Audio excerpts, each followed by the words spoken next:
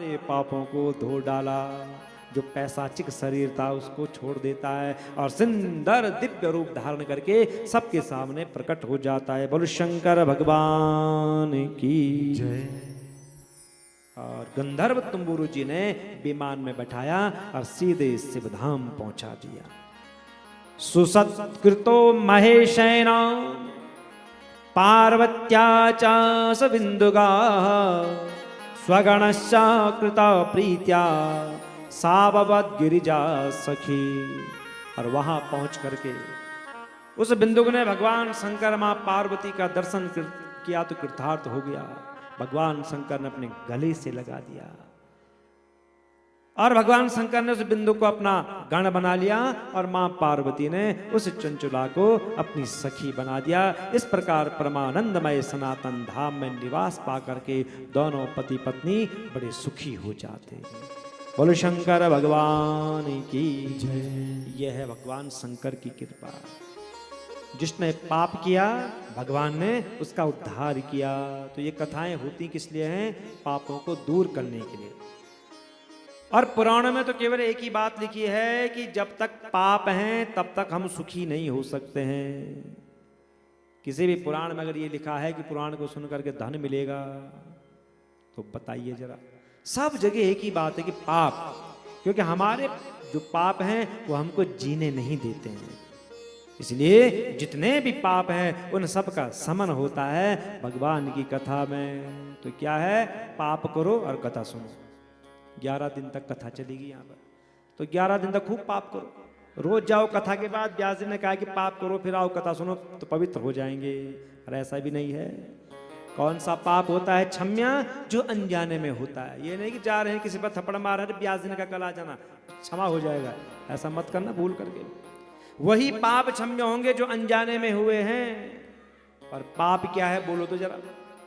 सबसे बड़ा पाप क्या है दुनिया में? मर्यादा। मर्यादा का उल्लंघन करना ही पाप है। मर्यादा में रहो, सबसे बड़ा पुण्य मिलेगा।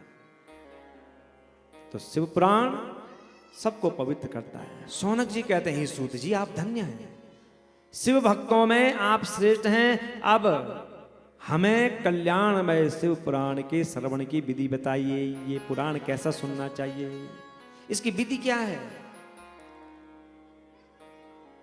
और इसको सुनने से कौन सा फल मिलता है, आप ये भी सुनाइए। तो सूत जी कहते हैं शौनक जी अब मैं आपको संपूर्ण फल की प्राप्ति कराने वाले शिव पुराण के श्रवण की विधि बता रहा हूं, ध्यान से सुनना। जब तक हम कथाओं को सावधान होकर के नहीं सुनेंगे तब तक हमारे जीवन में व्यवधान आते रहेंगे। जो अपने जीवन में सावधान नहीं है उसी के जीवन में व्यवधान भी आते हैं। इसलिए सूत जी कहते हैं सावधान तया सुनो, कि भगवान की कथा को सावधान होकर के सुनना चाहिए। हे शौनक जी अब मैं आपको विधि बता रहा हूं। देवज्ञम च समाहूय संतोषच्च च जनान्विता मुहूर्तम सोदये शुद्धाम निर्विघ्नेन समाप्यते। शौनक जी सबसे पहले किसी ज्योतिषी के पास जाकर के शुद्ध मुहूर्त का अनुसंधान कराएं, सुंदर मुहूर्त का। और श्रावण में तो कोई भी मुहूर्त नहीं देखा जाता। श्रावण का महीना भगवान की कथा के लिए विशेष महीना है। स्थान स्थान पर संदेश भेजना चाहिए, अमुक दिन से हमारे क्षेत्र में शिव महापुराण की कथा हो रही है, आप सब परिवार अवश्य पधारिए। निमंत्रण आए न आए फिर भी भगवान की कथा में चले जाएं, क्योंकि भगवान की कथा के लिए निमंत्रण की आवश्यकता नहीं होती है। इस कथा में क्षण भर के लिए बैठने का सौभाग्य भी दुर्लभ है। थोड़ा सा भी जो बैठता है उसको भी सौभाग्य की प्राप्ति हो जाती है। शिवालये च तीर्थे वा वने वापि गृहे यवा कार्यम शिव पुराणस्य श्रवण स्थल उत्तमा। ये कथा कहाँ पर करनी चाहिए? शिव मंदिर में, तीर्थ में, वन में, अथवा अपने घर पर। अपने घर पर भी शिव पुराण कर सकते हैं।